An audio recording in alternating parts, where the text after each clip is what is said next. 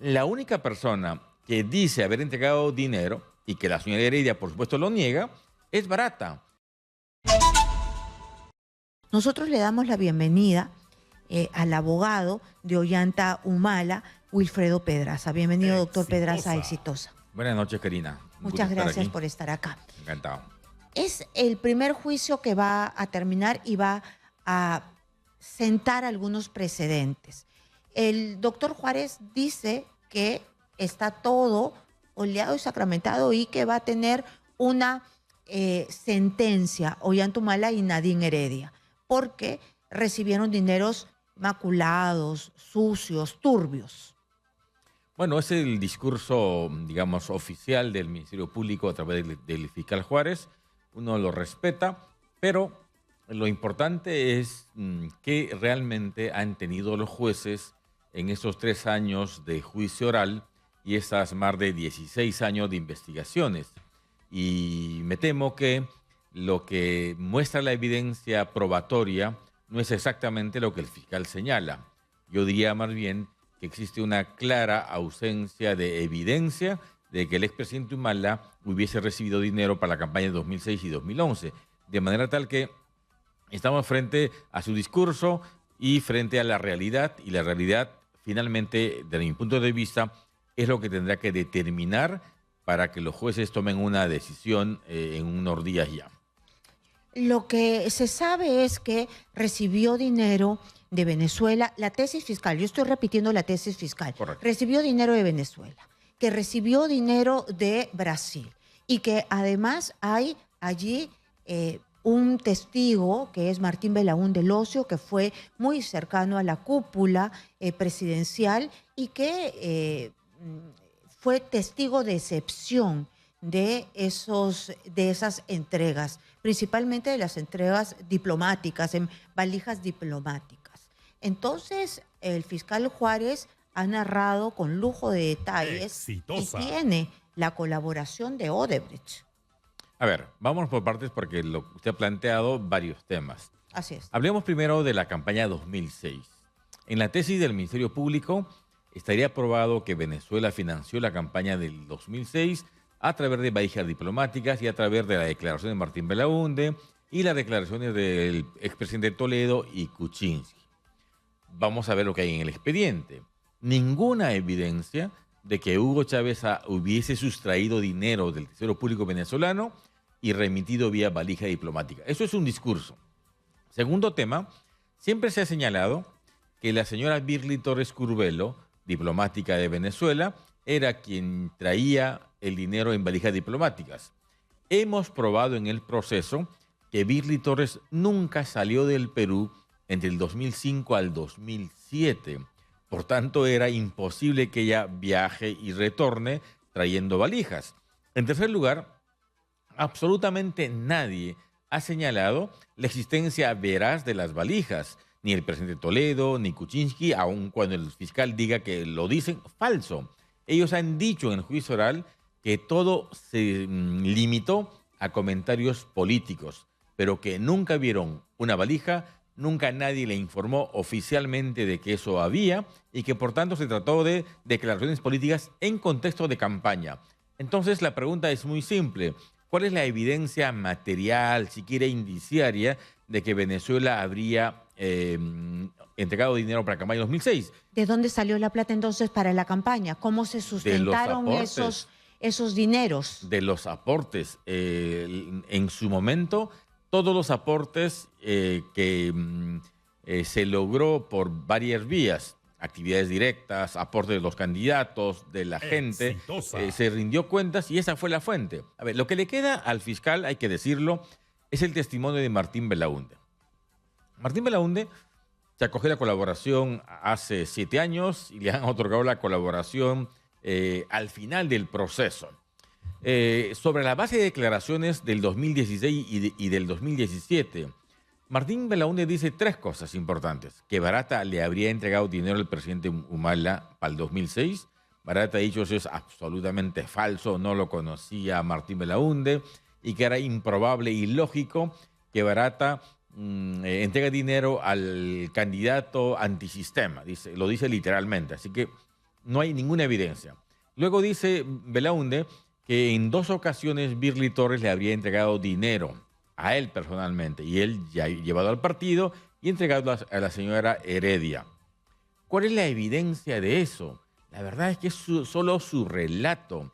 La fiscalía nunca llamó a Birly Torres y además, como se cierra este punto, ¿cuál es la actividad probatoria que la fiscalía ha desarrollado para acreditar que es verdad ese discurso de haber recibido dinero de Birly Torres en par de ocasiones? La verdad, absolutamente nada. Entonces, si uno mira objetivamente, hay obviamente muchísimos comentarios que podrían haber justificado el inicio de la investigación, pero evidencia real que se necesita para imponer una condena no existe y esa es la realidad.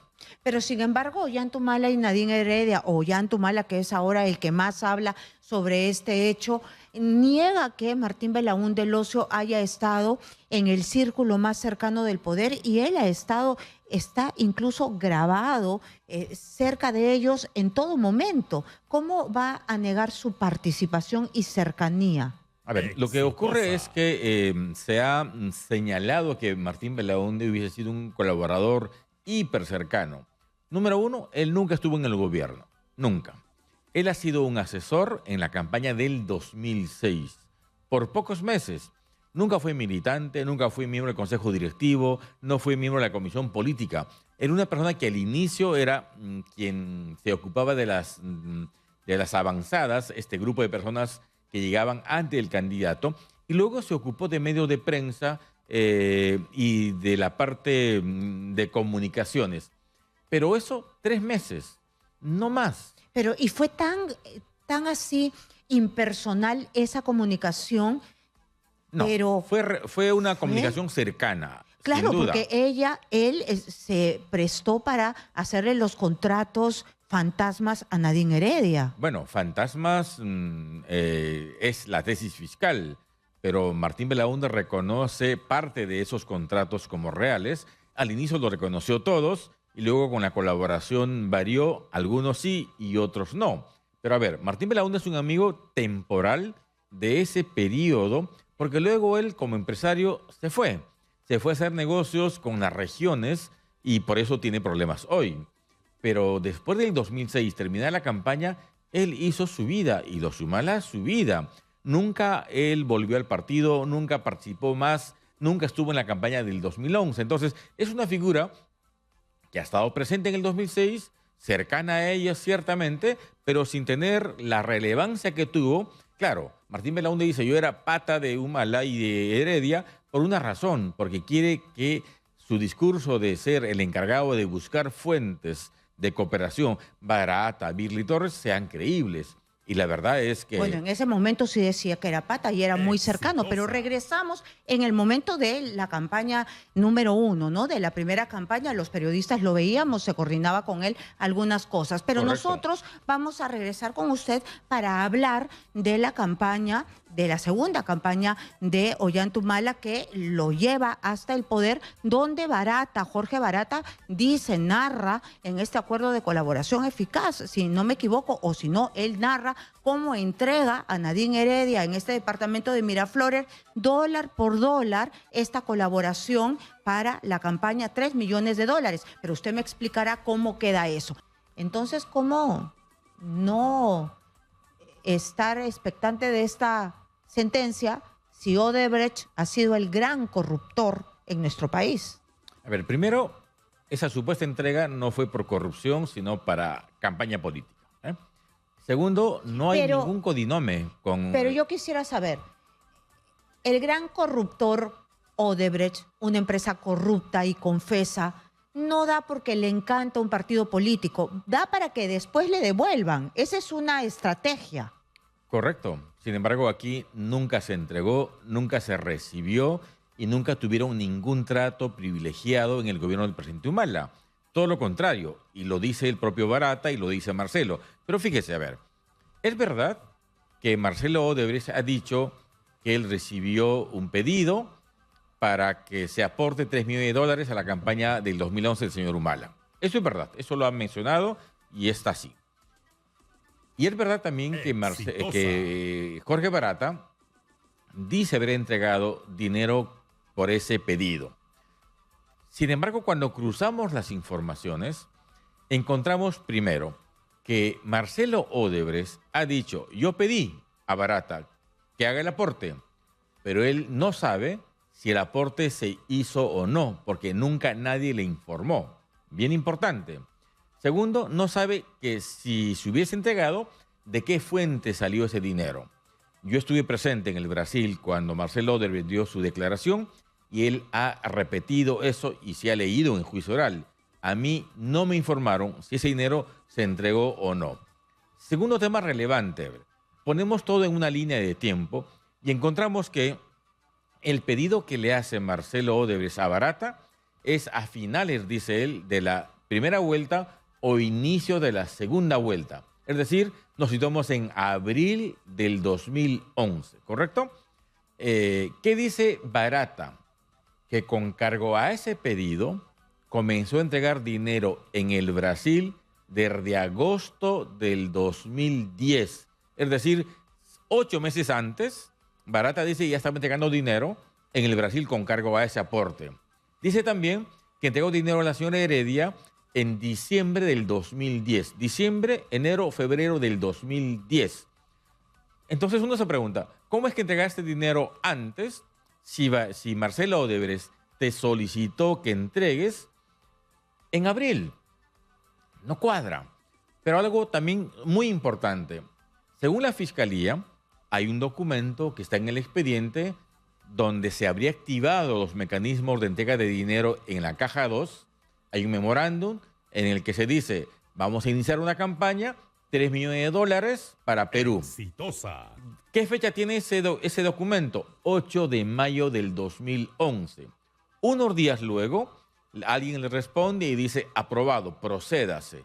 8 de mayo. Entonces la pregunta de nuevo es, ¿cómo es que Barata entregaba dinero en el 2010 y en el primer trimestre del 2011 si el pedido de Marcelo fue en abril y la aprobación de Caja 2 fue en mayo del 2011?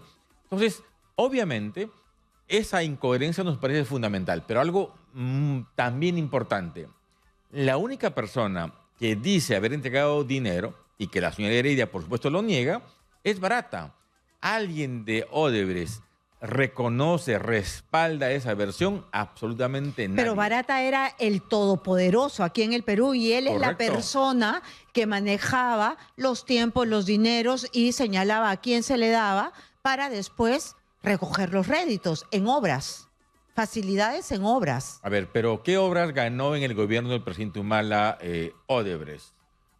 Gasoducto, es verdad, pero perdió, por ejemplo, Línea 2 del metro, $7.000 millones de inversión. Pero si y nosotros perdió nos vamos, peleando. pero si nosotros nos vamos a cómo actuaba en la gestión de Susana Villarán para mantenerse en una obra, también pagaban cupo.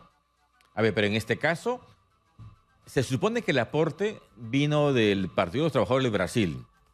No fue una iniciativa de la empresa Odebrecht. Entonces, no es que estaba entregando dinero para tener réditos en el Ejecutivo, pero yo diría que lo importante es que esa afirmación de Barata solo la reconoce él. Y entonces la pregunta es básica en materia procesal.